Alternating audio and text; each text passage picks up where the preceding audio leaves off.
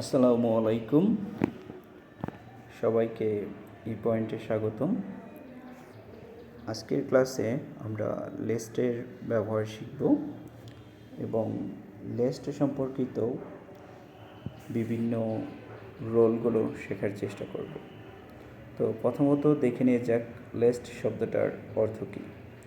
List অর্থ হচ্ছে তা না হলে বা পাছে না ভয়।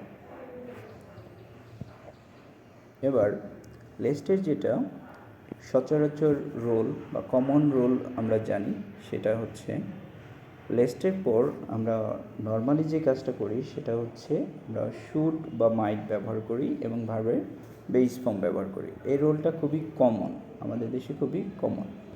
তো এখানে যেটা লেখা আছে এক্সাম্পলটা ব্যবহার করে, Ayaan works first.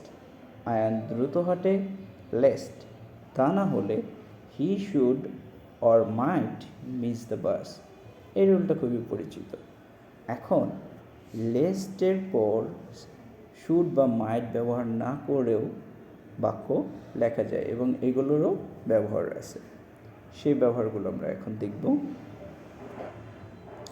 Subjunctive role, লিস্টকে আমরা সাবজেক্টিভ হিসেবে ব্যবহার করতে পারি। তো বিভিন্ন প্রকার সাবজাংটিভ আছে। এখানে আমরা প্রেজেন্ট সাবজেক্টিভ যেটা সেটা ব্যবহার করছি। প্রেজেন্ট সাবজেক্টিভে সাবজেক্টিভ পর ভার্বের বেস ফর্ম বসে। তো লিস্টটা এখানে সাবজেক্টিভ। আমরা যদি বাক্যটা দেখি, Ayan works lest he miss the bus. এখন এখানে লক্ষ্য করলে দেখব যে মিস ভার্বটা আছে, এটার সাথে কোনো শুড ব্যবহার করা হয়নি এবং এর সাথে এস বা ইএসও যুক্ত করা হয়নি, যদিও সাবজেক্টটা থার্ড পারসন সিঙ্গুলার। এই বাক্যটাও গ্রামাটিক্যালি কারেক্ট এবং অনেক বেশি ব্যবহৃত। তাহলে লিস্ট থাকলেই এরপরে শুড বা মাইট ব্যবহার করতে হবে, এটা জরুরি না। আমরা লিস্টে আরেকটা রোল দেখব, পাস্ট টেন্স। কিন্তু শর্ত হচ্ছে এখানে লিস্টের আগে পাস্ট টেন্স থাকতে হবে এবং লিস্টের পরেও আমরা পাস্ট ব্যবহার করতে পারবো। যদি আমরা এক্সাম্পলটা দেখি, আয়ান ওয়ার্কড ফার্স্ট, এখানে লক্ষ্য করলে আমরা দেখব ওয়ার্কড কথাটা পাস্ট টেন্সে আছে।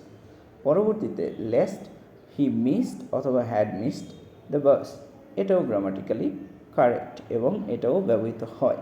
তাহলে আমরা লিস্ট থাকলেই এরপরে যে সাবজেক্টের পর শুড বা মাইট ব্যবহার করি আর বাকিগুলো কেটে দিই, এটা সবসময় ঠিক নয়। অন্যভাবেও লিস্ট দ্বারা বাক্যটা সঠিক হতে পারে। আর এটা সোর্স হিসেবে আমরা ব্যবহার করতে পারি ক্যামব্রিজ অথবা অক্সফোর্ড ডিকশনারি, যেখানে এই ধরনের এক্সাম্পলগুলো পাওয়া যায়। Thanks for being with us, stay tune.